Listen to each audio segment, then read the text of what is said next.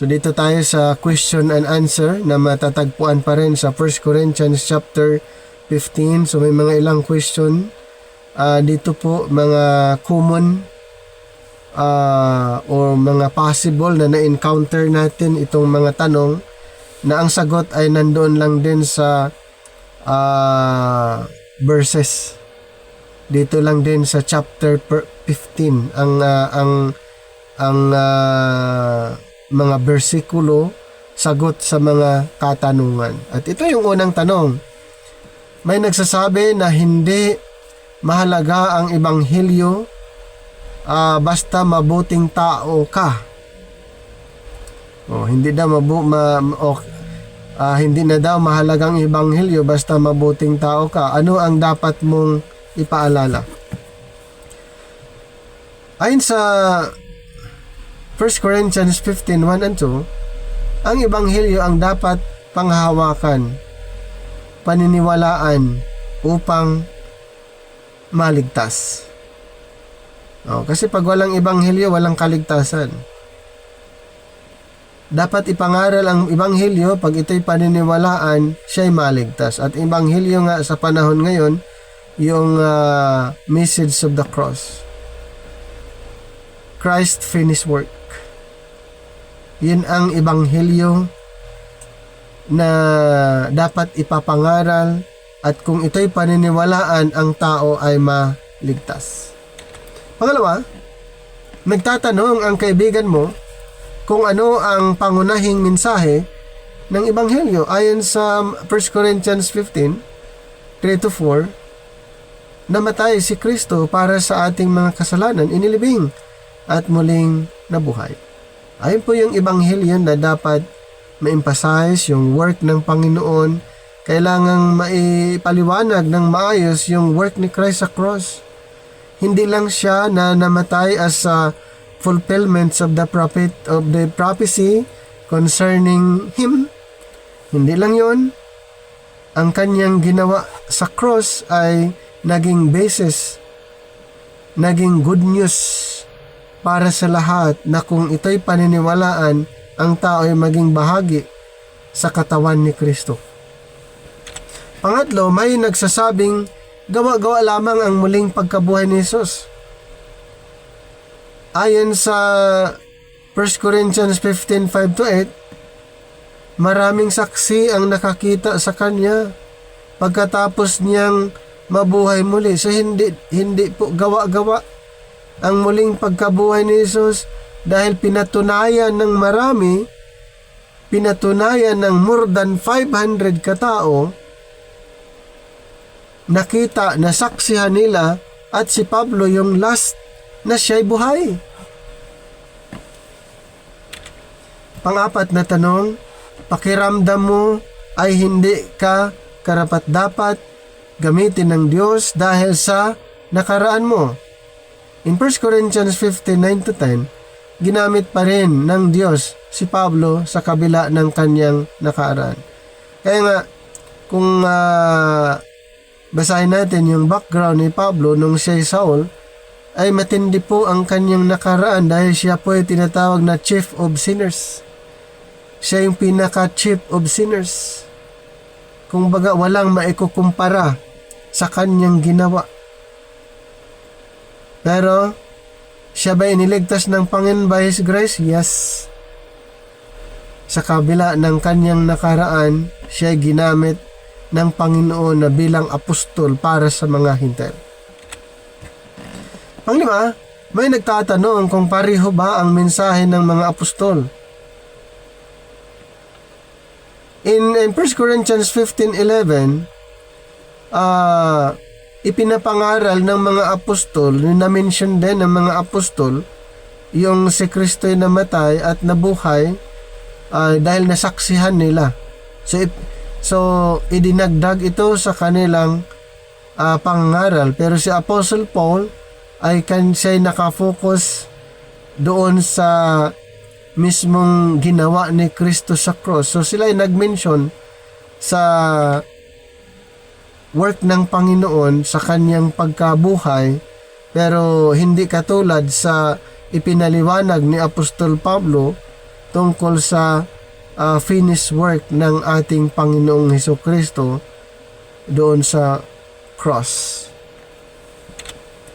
Pang-ani, may nagsasabing walang pagkabuhay na muli ng mga patay. Mayroong nagsasabi doon sa mga taga-Korinto, may mga nagsasabi.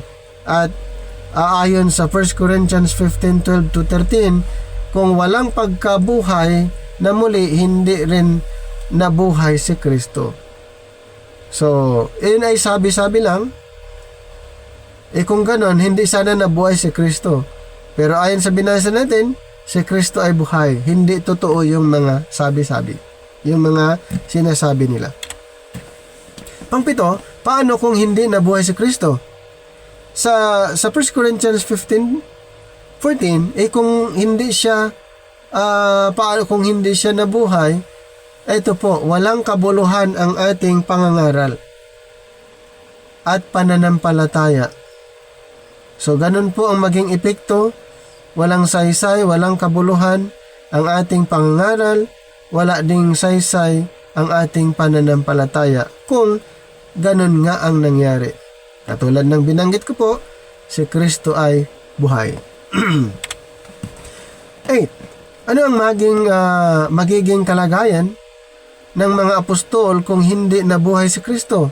Ito naman, sakaling hindi nabuhay si Kristo, anong maging sitwasyon ng mga apostol? In 1 Corinthians 15:15, magiging mga bulaang saksi sila tungkol sa Diyos. Ganun po ang mangyari, maging false teacher, false witnesses na lang sila kung si Kristo ay hindi nabuhay. 9. Kung hindi nabuhay si Kristo, ano ang kalagayan ng ating mga kasalanan? In 1 Corinthians 15:17, nakasakasalanan pa rin tayo. Walang kapatawaran ng kasalanan kung sakaling si Kristo ay nananatili sa libingan. 10. Ano ang mangyayari sa mga namatay na mananampalataya kung walang muling pagkabuhay? Sa 1 Corinthians 15:18, sila ay napahamak. Sa number 11, bakit hindi dapat ilagay lamang sa buhay na ito ang ating pag-asa kay Kristo? 1 Corinthians 15:19, sapagkat magiging kaawa-awa tayo sa lahat ng tao. So, ganun po ang maging sitwasyon. 12. Ano ang katunayan na may pagkabuhay na muli? 1 Corinthians 15:20, si Kristo ay tunay na nabuhay bilang unang bunga. Siya ay unang nabuhay galing sa mga patay na may glorified body. Wala pa po na nabuhay na may glorified body maliban sa Kanya. 13. Paano pumasok ang kamatayan sa mundo? 1 Corinthians 15:21, sa pamagitan ng isang tao. Ito po'y tumutukoy kay Adan. 14. Paano darating ang pagkabuhay na muli? 1 Corinthians 15:21, sa pamagitan din ng isang tao na si Kristo. 15. Bakit may pag-asa ang mga kay Kristo? 1 Corinthians 15:22, mabubuhay silang muli kay Kristo. Si Kristo ngayong nauna at next yung mga believers. Sila po yung susunod, yung mga grace believers. 16. Sino ang unang nabuhay na muli bilang unang bunga? 1 Corinthians 15:23, si Kristo. Number 17. Kailan bubuhayin ang mga kay Kristo? Sa 1 Corinthians 15:23, ito po yung sa caught up or sa rapture sa kanyang pagparito. 18. Ano ang mangyayari sa kaharian sa katapusan? Sa verse 24, chapter 15, 1 Corinthians, ibigay ito ni Kristo sa Diyos Ama. 19. Hanggang kailan mag-aari si Kristo? Sa verse 25, 1 Corinthians 15, hanggang mailagay ang lahat ng kaaway sa ilalim ng kanyang mga paa. 20. Ano ang huling kaaway na lilipulin? In 1 Corinthians 15:26, ang kamatayan. Ito po kasi pag lahat glorified body na, yung mga believers, wala nang kapangyarihan ang kamatayan. 21. Sino lamang ang hindi masasakop kay Kristo? Mapasasakop kay Kristo. 1 Corinthians 15:27, ang Diyos na nagpasakop ng lahat sa Kanya. Number 22, ano ang layunin ng ganap na papasakop ng lahat? Verse 28, 1 Corinthians 15, upang ang Diyos ay maging lahat sa lahat. 23, bakit walang saysay ang ilang gawain kung walang pagkabuhay na muli? 1 Corinthians 15:29, sapagkat walang pag-asa para sa mga patay. 24, bakit handang magtiis ng panganib si Pablo? 1 Corinthians 15:30-31, dahil sa katotohanan ng muling pagkabuhay. 25, ano ang magiging pananaw ng tao kung walang muling pagkabuhay? 1 Corinthians 15:32, ito po ang kanilang gagawin, kumain at uminom tayo sapagkat bukas tayo'y mamamatay. So ganun po yung magiging prinsipyo pag ang isang tao ay wala sa Panginoon at hindi naniniwala na mayroong muling pagkabuhay. 26, ano ang babala tungkol sa masasamang kasama? In 1 Corinthians 15:33, sinisira nila ang mabubuting ugali. So ganun po yung yung babala sa mga masasamang kasama. Ang gagawin nila ay sisirain niya yung mga mabubuting ugali. Then 27, ano ang dapat gawin kapag naliligaw sa maling katuruan? 1 Corinthians 15:34, magbalik sa matuwid na pag-iisip at huwag magkasala. 28, may nagtatanong kung paano bubuhayin muli ang mga patay. 1 Corinthians 15:35-38, ipinaliwanag ni Pablo gamit ang halimbawa ng binhi. 29, ano ang nangyayari sa binhing itinatanim? 1 Corinthians 15:36, kailangan muna itong mamatay bago tumubo. Yan yung illustration sa binhi. 30, sino ang nagbibigay ng katawan sa binhi? 1 Corinthians 15:38, siyempre ang Diyos. 31, pare-pareho ba ang lahat ng laman? 1 Corinthians 15:39, hindi. 32, may pagkakaiba ba ang kaluwalhatian ng mga bagay sa langit at lupa? Ayon sa 1 Corinthians 15:40, yes. May pagkakaiba. 33, magkakapareho ba ang kaluwalhatian ng araw, buwan at mga bituin? Hindi. Ito'y pinatunayan sa 1 Corinthians 15:41. 34, ano ang kalagayan ng katawang inihasik ayon sa 1 Corinthians 15:42? Nasisira. 35, ano ang kalagayan ng katawang bubuhayin ayon sa 1 Corinthians 15:42? Hindi na masisira o hindi na mamamatay. Yung katawang binago, katawan na glorified body ay hindi na mamamatay.